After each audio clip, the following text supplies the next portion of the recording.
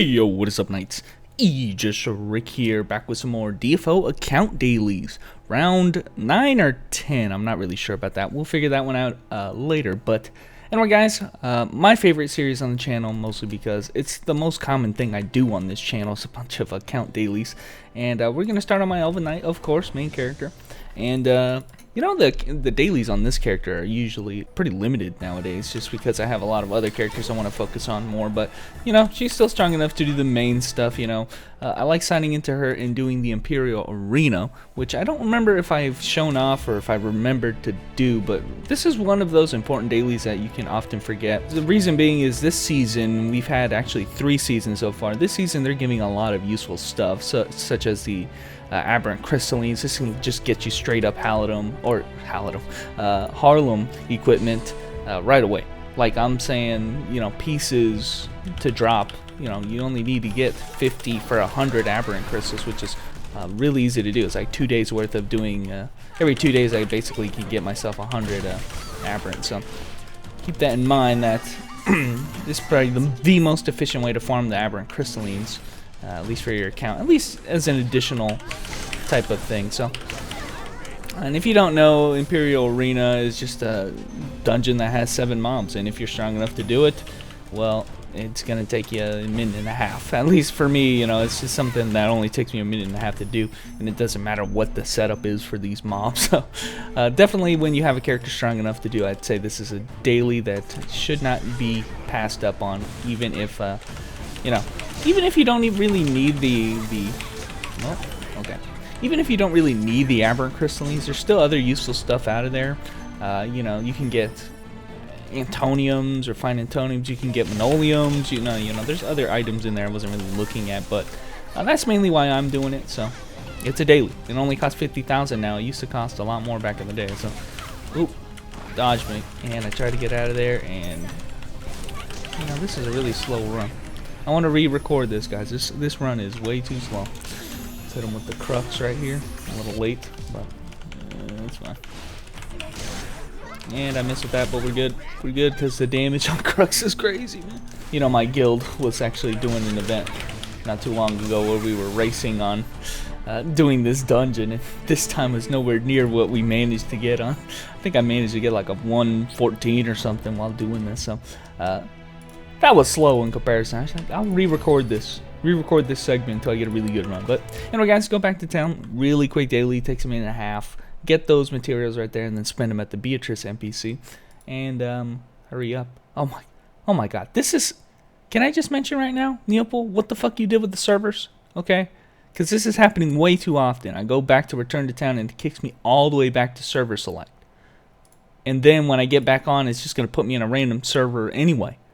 So it's like, Neopol, please, for the love of Pete, I'm trying to party up with people and it takes this long to get back in the game. Okay, feel ya. Alright, anyway, fix the spaghetti, Neopol. Actually, I'm going to mention this right now. I'm a little bit annoyed about this video because I recorded maybe 40-something minutes or something last time. I was getting pretty close to finishing the video and I just crashed. The game crashed and my recording crashed along with it. So I'm a little frustrated right now that I have to re-record this. But no biggie. I was going to do the dailies anyway. I'll figure. Well, we had a little bit of practice. We'll do it better this time. But anyway, guys, we're going to be doing just some quick dailies here. I actually like picking up this shonen quest nowadays because of the new title that we got. We can get some elemental beads, and that requires you to do a shonen quest. So I'm actually doing both of those quests on pretty much all my characters. I go into Elvengard. Again, I've mentioned this last time, but if you have any Carnelian, go pick up the Demon Invitation box at Toby. And then you can do whatever other daily in terms of quests if you're doing the Glowing Magatama quest for the bead in Shonen, or you can go into the West Coast Harbor over here and actually pick up the profession shop, go to the materials and the raw mana, or if you want all of these materials because they're more efficient than the white cube costs themselves. So that's something you can do on a per character basis. You know, every character can do that quest, every character can go to Toby. So don't forget to do like those types of turn-in dailies if you really want to capitalize on all of the characters. In my case, it would take a long time to do all these dailies per character, so oftentimes I'm a little lazy about those types of dailies. But you know, the really important ones are the ones that have entries to them. You know, things like the TOD, things like the Tower of Dazzlement, which, yeah, I'm going to go on the TOD on maybe 3 of my top characters here, which I'm going to talk about this a little bit more as we go through this video, but my top 12 characters are really my top 12 characters. I actually arranged them such that they are indeed the characters I'm focusing most of my effort on. You can look at some of my gear with some of these top characters, Tabor's gear, Tabor sets, doing some of the hardest content in the game. And I think I've done 2 TODs already, so I'm going to do 1 more. There's a reason why I'm only picking 3 of my top guys right now, is because the rest of the 5 are going to be doing both the Tower of Despair and the Tower of Dazzlement. Save me a little bit of time, actually. Ooh, okay. Killed 1, 2, 3 by accident. Okay.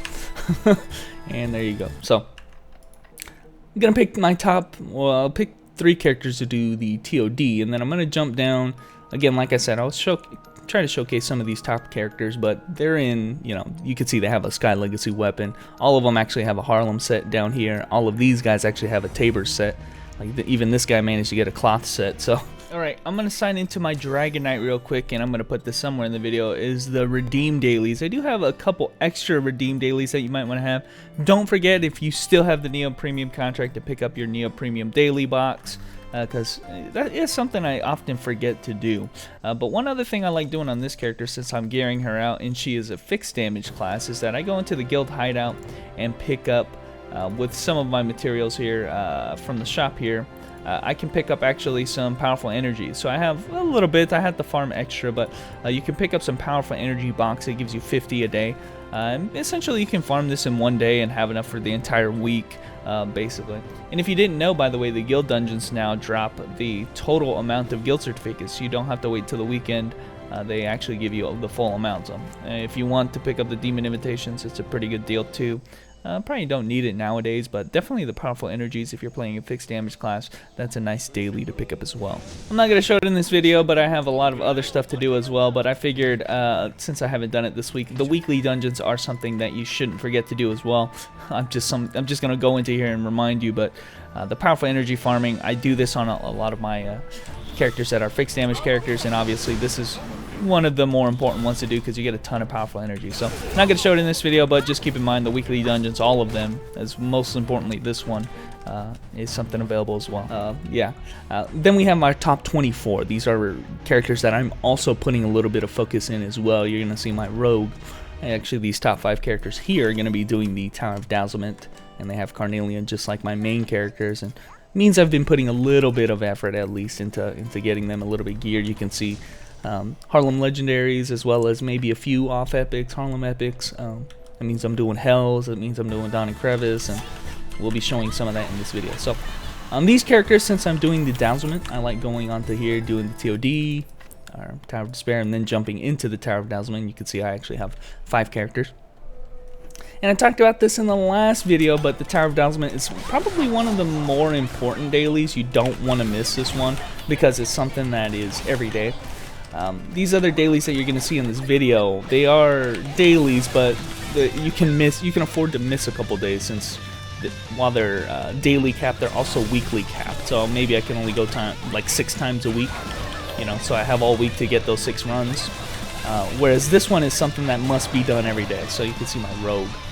We're going to showcase the rogue quite a bit in this video because I have some pretty powerful, some pretty nice content that I do on my rogue, and she's pretty strong. She's one of the stronger of my top 24 characters. In fact, conversely, if I look at my weapon master, I'm a little disappointed with my weapon master. I'm actually really enjoying gearing out some of these older characters, and the weapon master is the only one where I've gotten him this legendary set. I even got him, like, you know, hip hop title back in the day, because I planned on doing this, the Arthurian Glory, launch pad, everything.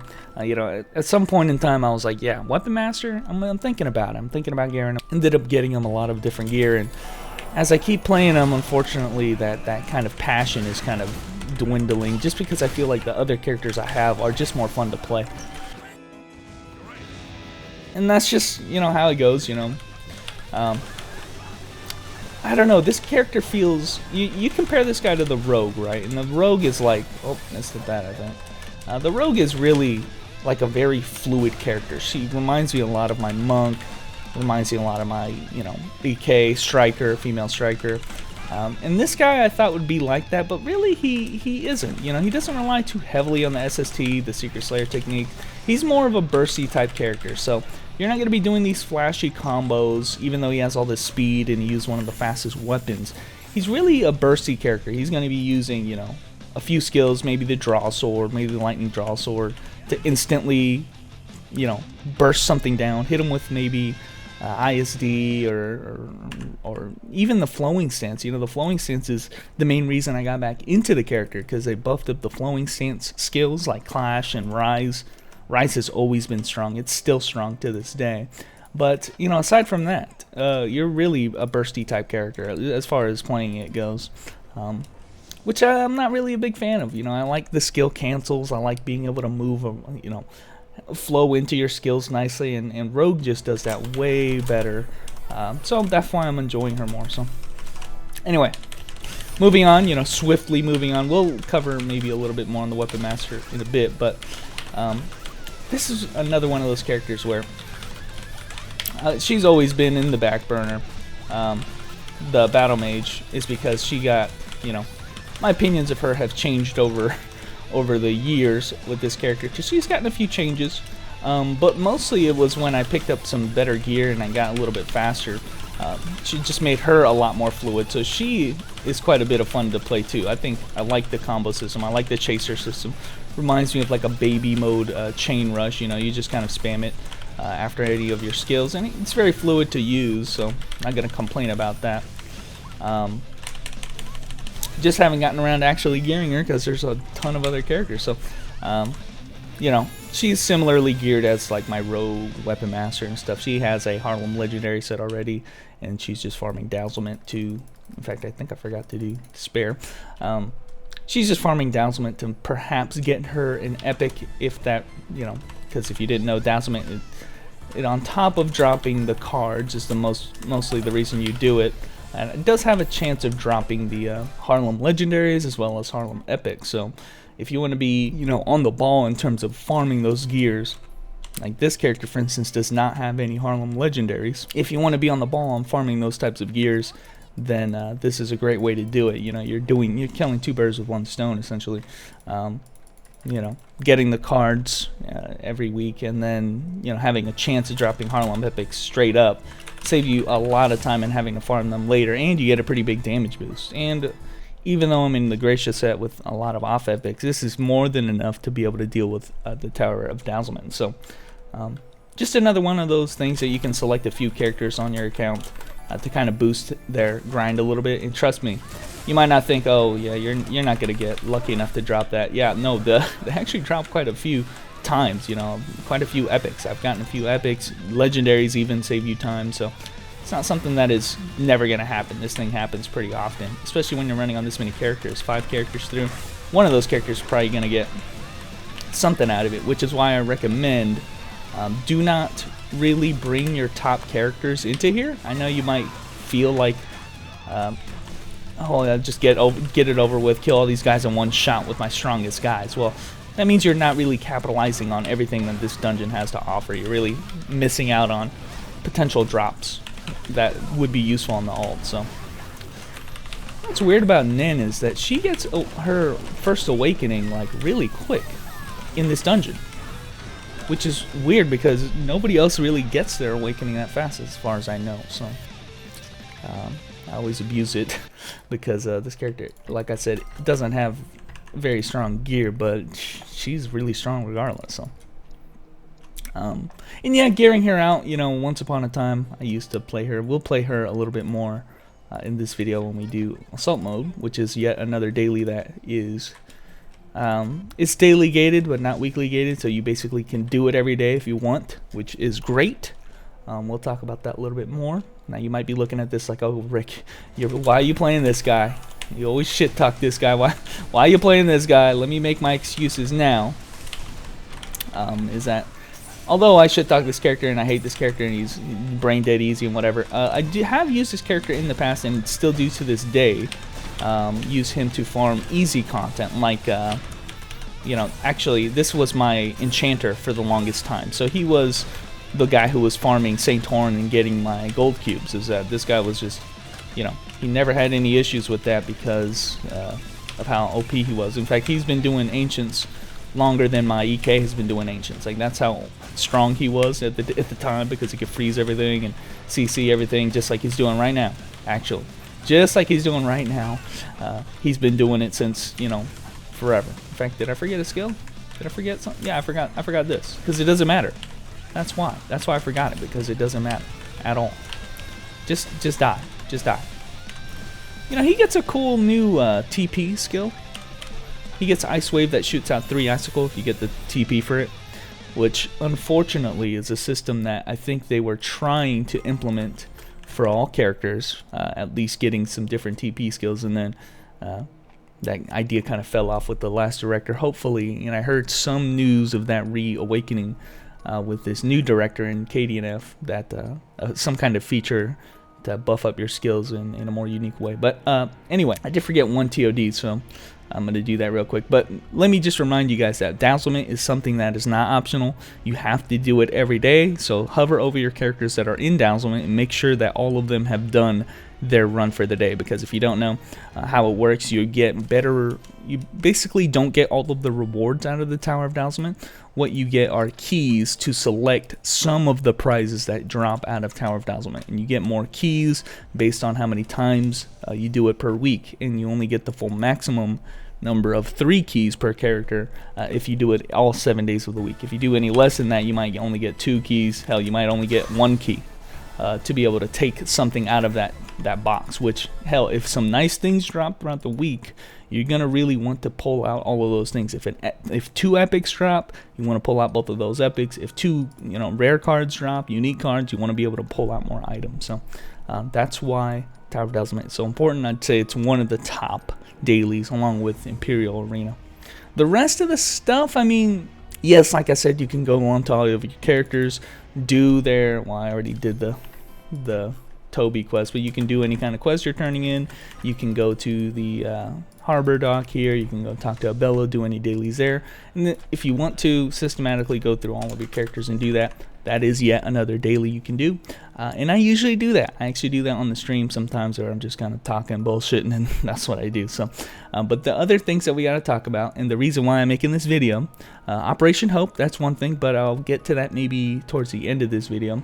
What I want to focus on first is, now if you guys have seen my event video that I made, basically the gear progression for Harlem. So if you haven't seen that video, it'd be very helpful to kind of explain what I'm doing here. But basically I'm going to be going into assault mode, but I'll give you a little precursor to that video, or a little taste of what that video has to offer. But essentially I go through all the systems in 95 cap, and one of the systems, the easiest one to basically get you warmed up to the 95 cap, is the assault mode. And what it does, it gives you some entry level gear into 95 cap, and that gear is the 95 Harlem legendaries. And the cool thing about the Harlem legendaries is, again, very easy to farm. This is a very easy dungeon, very strong set. It's a very powerful set. It's going to compete with epics of the previous level caps. I mean, it's that strong. And with how easy it is to get, and how strong it is, it's kind of a shock as to me, how easy it is to get, because these dungeons, you do not need to have very much gear. Now, I will say, I would suggest bringing a little bit of gear into here, perhaps getting some kind of legendary set, or at least a Halidom set, but you're only going to need it for a little bit of time, because honestly, you're temporarily going to be using that just to farm this up. In which case, you could get pieces to drop outright. You're going to be spending, maybe not even a week before you're going to be able to complete at least a partial set of this effect. And you're going to get a huge damage boost for it, which is going to make you strong enough to do this content much, much easier. So, just letting you guys know, it's a very easy step into the 95 cap, this dungeon. And hell, some people even set up parties. You might know them as 841 parties. So if you're looking at, joining a party of assault mode, mostly what it's called, and there's like a key word here, it's called 841s. Essentially what it is, it's 8 runs of the assault mode, 4 runs of the Dawning Crevice, which we will show the Dawning Crevice after these runs here, and then 1 run of the invoked hell mode, which happens anytime you're in a party. It's not going to happen here since I'm running solo, but anytime you're in a party of at least 2, what you're going to see is at the top right, it's building up towards the hell mode right here, and when it fills up to full, which happens after about 12 or so runs, you're going to be filling up to full.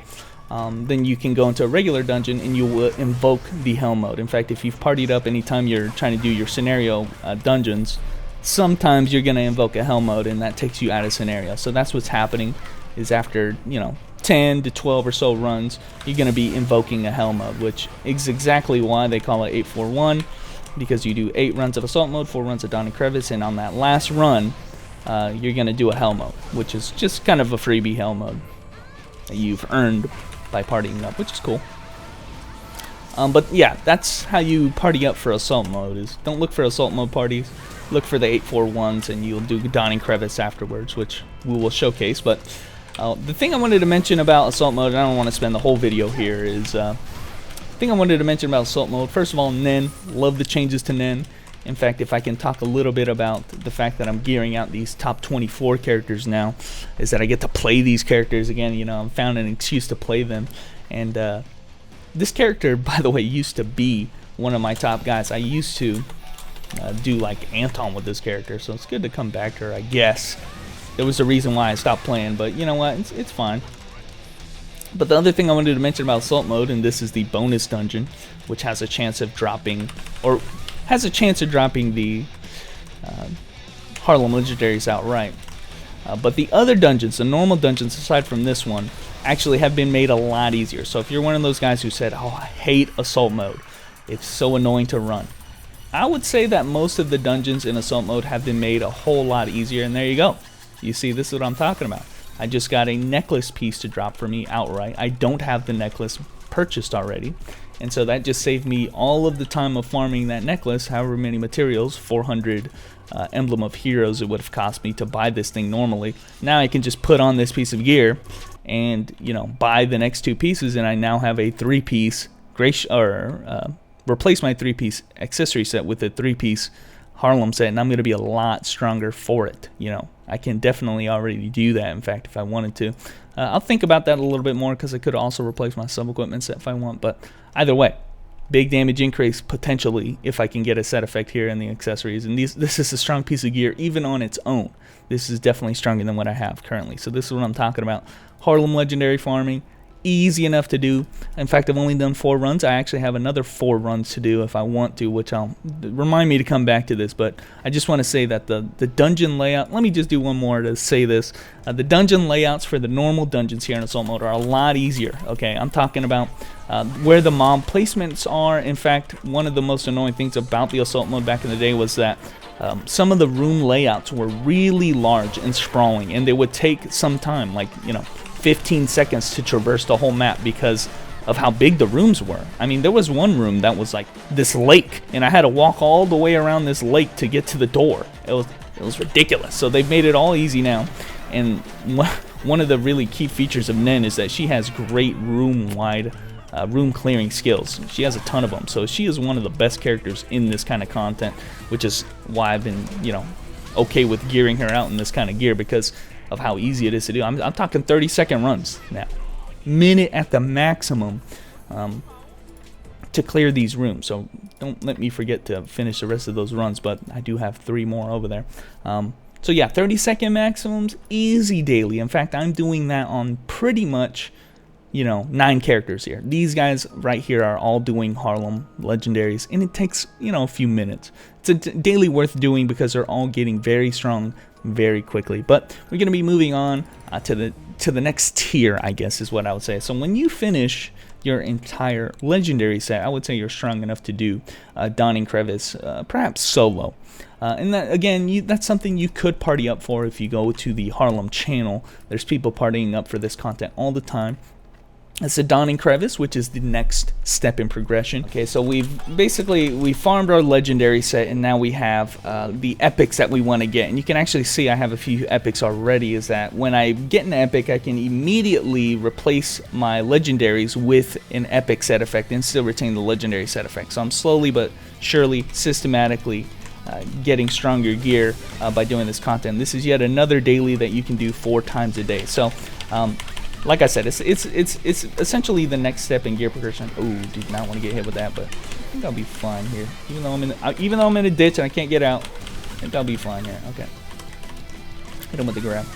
And I really like Rogue. I think she's really strong in this kind of actually, I just think she's really strong to play. You know, there, I said it. Oh no, I switched out of my Harlem legendaries right there. Switch back to my epics by accident. I need to put my old gear away. I keep doing that. I forgot my potions were not in the right spot. But yeah, my Rogue is actually really strong in this kind of stuff. You know. We're going to be showcasing the Rogue in another content, but yeah, this is what you got to do. I would actually suggest doing this when you're strong enough to do it. In fact, that might be even before you get the full Harlem legendary set, because you can join parties when you're a little bit under geared. So something I suggest is use a 2-way to iframe through this move. Oh man, this is part of the reason why I really like Rogue in comparison to like other characters I play, because she also has a cancel system. She has like very good, you know, movement on her y-axis, x and y-axis. She can kind of cancel out of moves. If she's like in the middle of an animation, she can use a shining cut to get out of there. She's really versatile when it comes to that iframe using the lightning arrow. You compare this character to say like my monk or something, and there you go, Eternity of Snow. I got an epic to drop. You compare this character to like my monk or something, she is so much more versatile, I feel like, just because she's so much faster and has a lot more iframe. But so you can kind of see, oh my gosh, what are the odds of this? Okay, let me explain what just happened there. So an epic drop right there, and this is part of the reason why Donning Crevice is so good, is because it always gives you the, I don't know if you guys saw, the aberrant fragments. It gives you some amount of aberrant fragments and aberrant crystallines, which you can then use at the Della NPC. But then it also sometimes drops the Harlem epics for you just straight up, which is really, really nice, because like these 2 pieces of gear, you can put them on immediately. Now the only issue here is the armors. You cannot put the armors on immediately most of the time, because the armor type has to match. Okay, if I wear a plate armor piece, I can only replace them with other plate armor pieces for them to retain their set effect. But the reason why I'm surprised is because the only epic that I could have put on to replace this plate armor set is another plate epic, and guess what dropped? A plate epic shoulder. So unfortunately it's cursed, but I think it's worth taking the hit of uncursing this real quick to get the damage increase. And so, you know, I often say, you know, this is how you uncurse equipment, by the way, if you don't know. You go to Clonter here, he has another tab. We need this other verse purification scroll. This is a permanent thing that cannot be undone, but I can make this scroll here, and then when I use this, I'm gonna, you know, make this a purified cursed item, which gives me an extra interdimensional stat, which you guys can see there is the dimensional strength. Now I can no longer reinforce this weapon at Kiri. I'd have to, if I wanted to increase the potency of this gear, I can only use the amplification system at Clonter. Which is much more expensive. But the cool thing is, the reason why I did this is because you can see here, I'm still retaining my Kashipa Subjugation Hero mobility for the plate set when I replace it with a plate epic. Now I'll just have you guys know, if I had any other epic, I would not be able to do that. You know, if I got a leather piece or something, I would have to retexture it as plate before I can use it as a regular piece of gear, which gets kind of expensive if you just keep doing that. So anyway, that is the whole purpose of doing this kind of content, guys. This is the whole purpose of doing Harlem, and this is kind of what I mean. Some people ask, like, hey Rick, what's the best set I should get for Harlem sets, right? This is kind of what I mean, where I say, hey, be open-minded as to what drops in Hell Mode, what drops in Donning Crevice, okay? Because you know, me getting that epic right there just means that I won't have to purchase that from the NPC later, which will require a lot more farming, right? I'm just kind of rolling with whatever the game gives me. Now, I'm not saying it's the best option. I don't know if plate is really the best option. I think it's a good option. I like plate sets. But, you know, it might not be the best option, but it's something, you know, it's the cheapest one. I already got a piece to drop. I don't have to buy the shoulder anymore. You know, I already got it. So, okay. Avoided the grab this time, so to deal with that bullshit. Ooh. Okay, we got. And yeah, so like I said, Rogue is a character I really enjoy playing because you know, even over, I wouldn't say over my monk, because I really like playing my monk, but, you know, she's a lot more safe than my monk. Let's just say it, let's just put it like that. She's a lot more safe than my monk. She has a lot more iframe. She doesn't have to deal with gimmicks. And when she's in the real thick of it, she just can use the lightning arrow to get some iframe, or just use the shiny cut to get out of, you know, get out of dodge if she really needs to. You know, she has all these movement skills as well, which is, you know, I'm not saying the monk doesn't have any movement or anything. You know, oh shit, I was in the middle of it. Got it. I was in the corner of the fucking room at the end of that attack. Even a sidestep, you saw right there. She actually has a sidestep. See right there? Ooh, still got hit. Still got tagged a little bit, but just be careful, okay? Because some of her moves have super armor instead of iframe. Like I didn't learn until recently, but her 1A actually isn't iframe. You know, it's not a move you can use to just gain iframe like you can the 2A. But, you know, it's a really quick move. You know, you have moves that are really quick and can be canceled. If you don't know, Rogue actually has a hidden cancel system. In fact, if you use Hurricane, she can cancel out of any move that she wants. So it makes her even more fluid. It's like she has infinite dryouts. So yet another reason why, you know, it's kind of weird where I feel like Monk, and, you know, maybe I'm on the minority opinion about this, but I feel like Monk is a really unsafe character. You would think that just because he has a dry out cancel system, he can cancel out of any move, that he can like cancel and make his moves safe, and he has this like crazy mobility. You don't know crazy mobility until you've played a character like this that has, you know, cancels for days, all the cancels that you could ever want. You know, cancel into any of your skills that you want. Iframe grabs are really important when you want, you know, instead of canceling a move to get out of an attack, you can use a cancel into a move that gives you the iframe that you need to avoid the attack entirely. It's way, way better. Using the 2A to iframe through attacks is, you know, and the monk can do that too, but I'm just saying, like, out of the way. You see that shit? So more versatile move set, you know, with the iframe and the movement. So just saying, I have my problems with Monk. Even iframing with that move, that is so cool. I have my problems with Monk just not feeling safe enough. Whereas I look at a character like this and I'm dashing left and right. So much fun. So much fun. You could just, you know, iframe through with the lightning arrow. It's more fun to play that way. So anyway, I got one of these items which I wanted to talk about because this is new with the new update that we got in Operation Hope, and that is the Purged Aberrant Crystalline. You can see they are basically the complete Aberrant Crystallines. This is a critical drop. This is rare. This doesn't happen very often, but it gives you a ton of Aberrant Crystallines. But what you're going to notice is they don't appear right here as a normal Aberrant Crystallines. They're not going to appear in your Materials tab. Where they're appearing is actually in the Usable tab. And the reason for that, if I right-click them, I actually unlock a regular Aberrant Crystalline into my Materials tab. And the cool thing about it is that it is account bound. It's an account bound usable item, so what you can do is farm them on one character and give them to an alt. So here you can see I actually have 600 of them already stored up.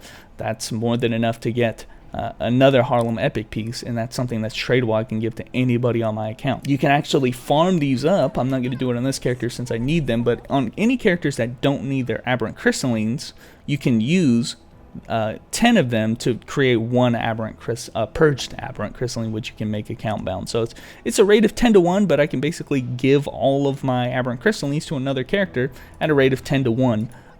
Or I can get them to drop luckily in dungeons sometimes. So there you go. That's another way where you can immediately boost your characters, and it's kind of a nice quality of life kind of thing where I can kind of boost my characters using my mains, you know, especially when they don't need the kind of stuff, they don't need this kind of gear right here. So that is kind of the progression so we got our legendary set. We're working towards getting a guaranteed epic set. You know, I was lucky today. I got a piece to drop for me outright. You can do hell modes on the side. That's more of like normal stuff, more normal content that you can do. Not really daily, so I won't focus on that. But hell modes can immediately drop epic pieces, in which case you won't have to farm them in Dawn Crevice. You'll just get them outright and start replacing your legendaries with them. Now we're gonna keep playing my rogue, and that's because I'm moving into the Tabor's area because I want to talk about this daily. You wouldn't think this is the next step in progression. Now normally what I would suggest about Tabor's mode is that you have to be in full Harlem epic gear. Okay, you have to have already gotten a full, you know, accessories, sub-equip, magic set, and epics to do this kind of content. Now, why am I here on this character when I'm clearly not there yet? And I'm actually going to talk about this. You know, like I said, I wouldn't suggest doing it, whether it be the normal, even if you have enough exorcism, the normal Tabor's mode, even the solo mode. I would not suggest doing it until you get at least a Harlem epic set, if not a little bit more than that, to make your character strong enough to do it in a consistent manner. But I'm still going to be doing this kind of content because we actually have the Tabor's guide mode dungeon, and just kind of like the Tower of Dazzlement, it allows you to select a couple characters on your account per week to register for the guide dungeon. And what it is, I'll just be doing one run of this to kind of show off what it is, but it's Tabor's. It's just Tabor's solo mode, except the mobs are a lot easier. It's not really a guide mode. It doesn't really teach you how to do this dungeon, although because the mobs are easy, you can kind of kill them a lot faster. But that's really it. They just have less HP. I mean, they still use the same gimmicks, the same attacks. They just have a whole lot less HP, up to the point where I would say this is the proper level of gear that you would have to do this kind of content very quickly. You know, you just need to have you know, at least a Harlem, I would say a Harlem Legendary. You would want a Harlem Legendary to do this at the bare minimum, but to do this in a fast manner. But you can probably come into here less than that if you wanted to.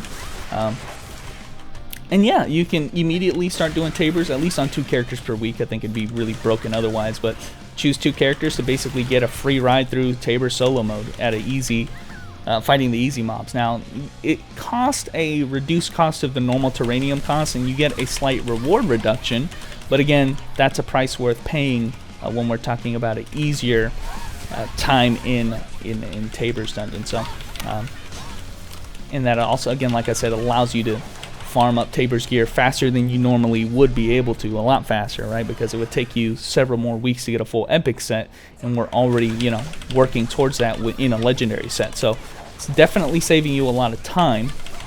But the main reason why I would suggest doing this content is not really for, in fact, I used all my big skills already. The main reason is not really for the Tabor's gear. It's really only for the Sky Legacy weapon is the reason why I would do Tabor's and focus on doing this kind of content ASAP. Because the Sky Legacy weapon, okay, is the best in slot weapon, and it's also one of the biggest damage increases you can get off of a single piece of Tabor's gear, because you can wear it immediately. It's not really part of a set. I think I'm going to die right here, actually. I think I'm going too fast. Okay. Thank God. Rogue has a serious problem with that, where she goes way too fast, walks around that gimmick way too fast, so I always end up killing myself or something. So, ooh, good run right there.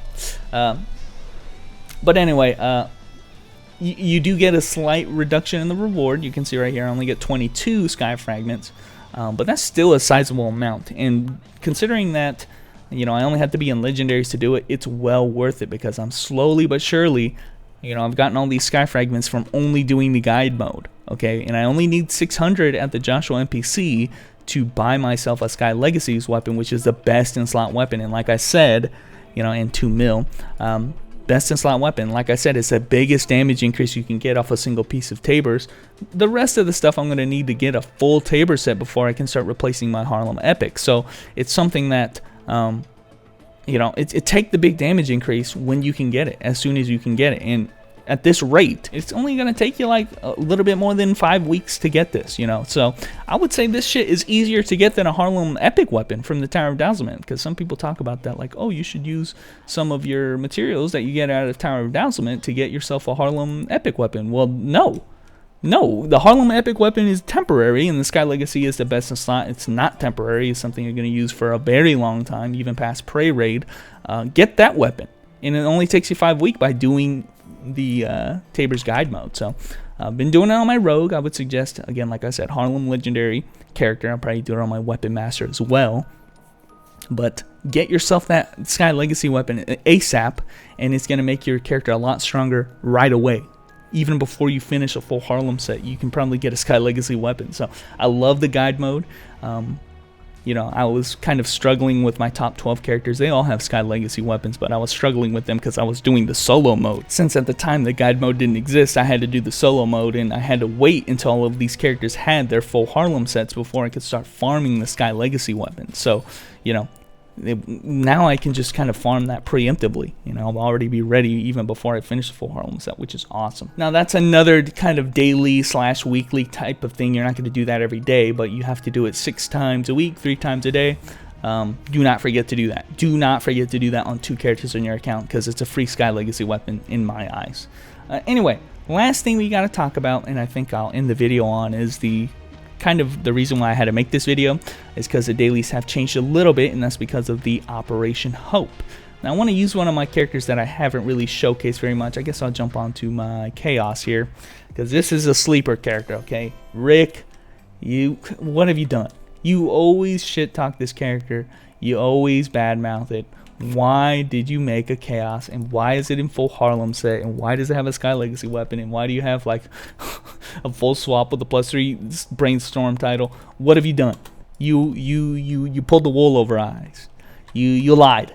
You liar. I had to do it, guys. I had to do it. One thing I do on every game that I play is that I play the Knight character, and I play not only the Knight character, I play all of the Knight characters, and that's been my rationale for every game that I play, almost to a T. I have to do it. And even when I made this character, my Elven Knight back in the day, and I was shit talking Chaos all day, I made this character. This character has always been in the background for every video. For any time that I've made my account, this character has been not far behind my EK. So yes, I've been leveling it in the background. Yes, I've been shit talking it in the foreground. But just know, I have to do it, and I have to get her geared as well. Also, the same reason why my Dragon Knight is geared similarly. They're both pretty similarly geared. So I'm happy for that. And Chaos, you know, honestly isn't as bad as the Scummin character usually is, or I imagine, because you really only keep the Scummins at level 1 anyway. So anyway, let's not talk about Chaos. We'll talk about that in the charge video, but let's talk about the Operation Hope. You can kind of see it's a different type of dungeon. It's kind of cool. You have these go symbols here, and essentially just it's a belt type map. So what happens is, instead of loading into a normal room, you just load, well, sometimes it loads into a normal room like that, but it actually just slides over, translates over, and actually opens up a little bit more of the map. So I really like that. Unfortunately, it's not used to how I imagine a system like this working, because I kind of imagine like a procedurally generated dungeon. That doesn't work like that in this game. You're going to notice it's really just one really big dungeon, which you know, you're going to get used to the mob layouts, and it's the same mob layouts every time in dungeon layouts. But I can see them using this technology to make some more procedurally driven dungeons, to make the content a little bit more varied.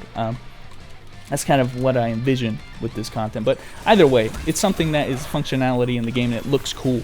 I love the idea of not having to load a black screen transition every time, if I can avoid it. You know, it's just something, you know, a lot of people have my black screen mod.